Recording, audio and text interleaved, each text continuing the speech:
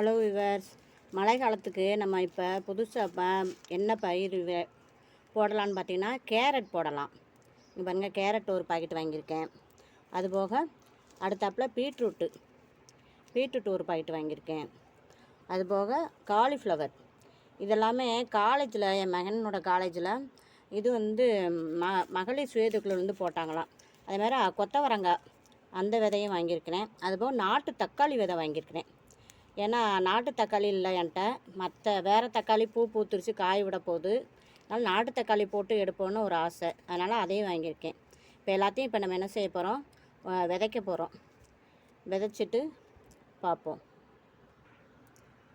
இங்கே பாருங்கள் விவர்ஸ், இதான் கேரட் விதை. நானே இப்போ தான் முதல்ல பார்க்குறேன். ஒரு மாதிரி சீரகம் மாதிரி தான் இருக்குது. கேரட்டை நம்ம போட்டு வச்சு நம்ம நாற்றை எடுத்து அப்புறம் என்ன செய்யலாம், தொட்டியில் ஊனலாம். இப்போ இந்த கேரட்டை அப்படியே போட்டுக்கிடுவோம். விதைகளை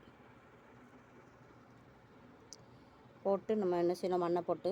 ஏன்னா இப்போ மழை பெய்ய ஆரம்பிச்சிருச்சா, அதனால் அந்நேரம் கேரட்டு, பீட்ரூட்டு, காலிஃப்ளவரு இதெல்லாம் போட்டால் நல்லா என்ன செய்யும், செடி சிறப்பாக முளைக்கும்.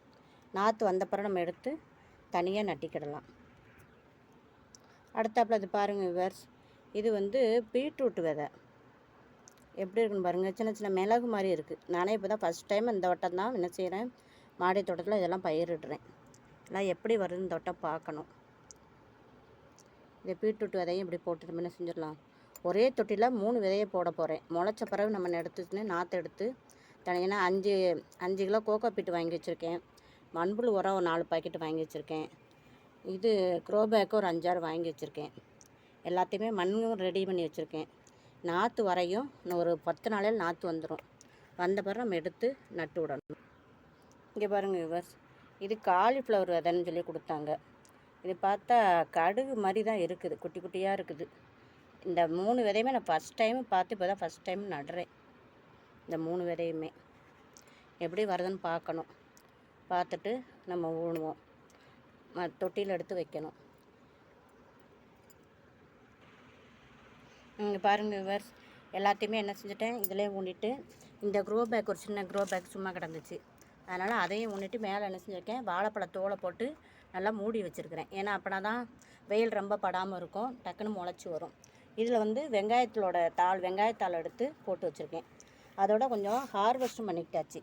இங்கே பாருங்கள், கொஞ்சம் செம்பருத்தி பூ, சிகப்பு கலர், வெள்ளை கலரு, அது கூட ஒரு 4 பாவக்காயும் பறிச்சிருக்கேன். இங்கே பாருங்கள், குட்டியாக இருக்கும்போது என்ன செஞ்சிருது, பாவக்காய் பழுத்துருது. நேற்று ஒரு 10 பாவக்காய் எடுத்திருக்கேன். இதையும் போட்டு புளிக்குழம்பு வச்சோன்னா சூப்பராக இருக்கும். ஒரே ஒரு கத்திரிக்காய், இந்த பாருங்கள், அதுவும் குட்டியாக இருக்கும்போது என்ன செஞ்சது, பழுக்க ஆரம்பிச்சிருது வெயில்னால். அதனால் அதையும் ஹார்வெஸ்ட் பண்ணுங்கள். வீடியோ பிடிச்சா லைக் பண்ணுங்கள், சப்ஸ்கிரைப் பண்ணுங்கள். ஜோதி ஃபார்மிங்க.